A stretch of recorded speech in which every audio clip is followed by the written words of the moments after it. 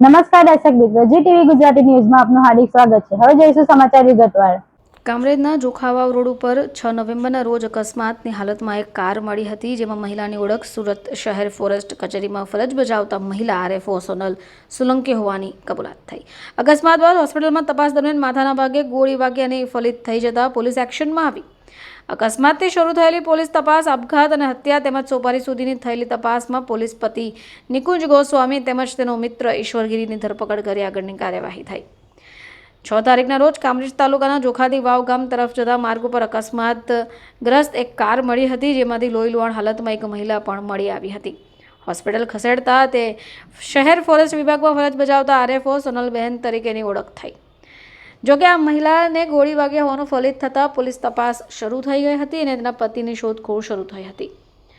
જોકે આ વાત પોલીસ આરોપસર પતિ નિકુંજ સોલંકીની તપાસ કરતા જ તેઓ ફરાર થઈ ચૂક્યા હતા, જેને લઈને પોલીસ સતત ટેકનિકલ ઇન્ટેલિજન્સ અને હ્યુમન ઇન્ટેલિજન્સને લઈને તપાસ કરી રહી હતી। પોલીસ પકડ સતત ભાગતો ફરતો નિકુંજ ગોસ્વામી અંતે કામરેજની કઠોર કોર્ટમાં સરેન્ડર કરવા જતાં જ પોલીસના હાથે ઝડપાઈ ગયો। જોકે પતિ નિકુંજ ગોસ્વામીને અટકાયત કરી પોલીસ મથક ખાતે લાવી આખરી પૂછપરછ કરતા નિકુંજ સોલંકીએ જ મિત્ર ઈશ્વરગીરીને સોપારી આપ્યાની કબૂલાત કરી છે। મહત્વનું છે કે પત્ની સોનલ સોલંકી અને પતિ નિકુંજ ગોસ્વામી પારિવારિક વિખવાદ ઊભા થયા હોય અને કોર્ટ કેસ પણ ચાલતો હતો। જોકે પારિવારિક ઝઘડો હત્યાના પ્રયાસ સુધી લઈ ગયો અને થોડા દિવસ અગાઉ સોનલ સોલંકી દ્વારા કામરેજ પોલીસ મથકમાં પોતાની ગાડીમાં જીપીએસ ટ્રેકર લગાવ્યા હોવાની ફરિયાદ પણ આપી હતી।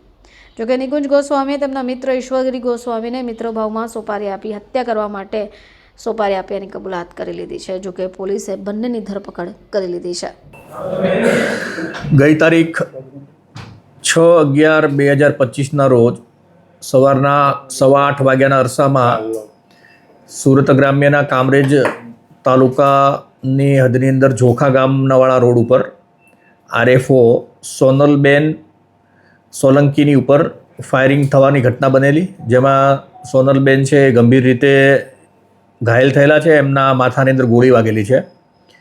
આ બનાવની ગંભીરતાને ધ્યાનમાં લઈ સુરત જિલ્લા ગ્રામ્યના પોલીસ વડા શ્રી રાજેશ ગઢિયા સાહેબે તાત્કાલિક જગ્યાની વિઝિટ કરેલી। સિનિયર અધિકારીઓ, સ્થાનિક પોલીસ, લોકલ એલસીબી, એસઓજી અને જિલ્લાની અન્ય પોલીસની ટીમોએ આ ગંભીર ઘટનાને ધ્યાનમાં રાખીને આ ગુનો ડિટેક્ટ કરવા માટેથી અને આ ગુનામાં સંડોવાયેલા આરોપીઓને પકડવા માટેથી ઘનિષ્ઠ પ્રયત્નો કરેલા હતા। પોલીસની તપાસની અંદર જે સોનલબેન સોલંકી છે એમના પતિ નિકુંજ ગોસ્વામી આ ગુનામાં સંડોવાયેલા હોવાની એમના પરિવારજનોએ પણ શંકા વ્યક્ત કરેલી હતી, જે મુજબની ફરિયાદ એમના નિકુંજ અને એમના પરિવારજનોની સામે શકદાર તરીકે ગુનો નોંધવામાં આવેલો। આ ગુનો છે એ હત્યાની કોશિશ, એટ્રોસિટી એક્ટ, આર્મ્સ એક્ટ આ મુજબનો ગુનો રજીસ્ટર કરવામાં આવેલો હતો। ગુનાની તપાસ જે છે એ SC/ST સેલના ડીવાયએસપી શ્રી ચિરાગ વાડોદરિયા કરી રહ્યા છે। પ્રથમથી જ નિકુંજની ઉપર પોલીસે ધ્યાન કેન્દ્રિત કરેલું હતું। ટેકનિકલ, મેન્યુઅલ, સાયન્ટિફિક પુરાવાઓ અને પોલીસના અંગત બાતમીદારો દ્વારા આ ગુનામાં સંડોવાયેલા જે ઈસમો છે એને પકડવા માટેથી ખૂબ જ પ્રયત્નો કરવામાં આવેલા। કુલ અલગ અલગ 7 ટીમો ગઠિત કરવામાં આવેલી હતી। આરોપીઓ પોતાના ફોન છે એ બંધ કરી અન્ય ફોનનો ઉપયોગ કરી અલગ અલગ રાજ્યોની અંદર દોડી રહ્યા હતા। એમને પકડવા માટેથી ટીમો એમની પાછળ હતી। પોલીસની સતત ધોંસ વધવાના કારણે આજે જે નિકુંજ ગોસ્વામી છે એમણે કઠોર કોર્ટની અંદર, નામદાર કોર્ટની અંદર એમણે સરેન્ડર કરવા માટેની એક એપ્લિકેશન આપેલી હતી। આ નિકુંજ સામે અગાઉ એણે પત્નીના ગાડીની અંદર, કારની અંદર જીપીએસ ફિટ કરવા અને સ્ટોકિંગ અંગેનો જે ગુનો દાખલ થયેલો હતો એ ગુનાની અંદર સરેન્ડર અરજી કરેલી, જે નામદાર કોર્ટે રિજેક્ટ કરેલી હતી।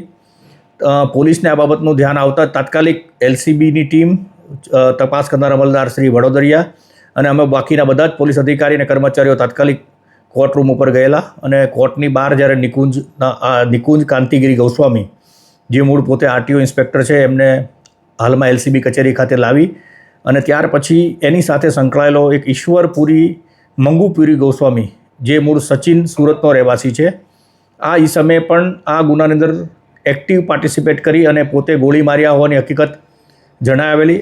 આ બંને આરોપીઓની સામે પ્રથમ દર્શનીય પુરાવા મળી આવ્યા છે, એટલે એમને હાલમાં પોલીસ સ્ટેશન ખાતે લાવી એનું મેડિકલ કરાવવાની તજવીજ ચાલુ છે અને ત્યાર પછી અને અત્યારે પ્રાથમિક તપાસ કરવામાં આવી છે। બંને જણાએ પોતાનો ગુનો છે એ પોલીસ સમક્ષ અત્યારે કબૂલ કર્યો છે. અમારી પાસે પ્રાથમિક ઘણા બધા પુરાવાઓ છે કે જેની અંદર બંનેની સંડોવણી હાલમાં ધ્યાનમાં આવી રહી છે. હાલમાં આ ગુનાની કામે તપાસ કરનાર અમલ દ્વારા બંનેની ધરપકડ કરવાની તજવીજ ચાલુ છે.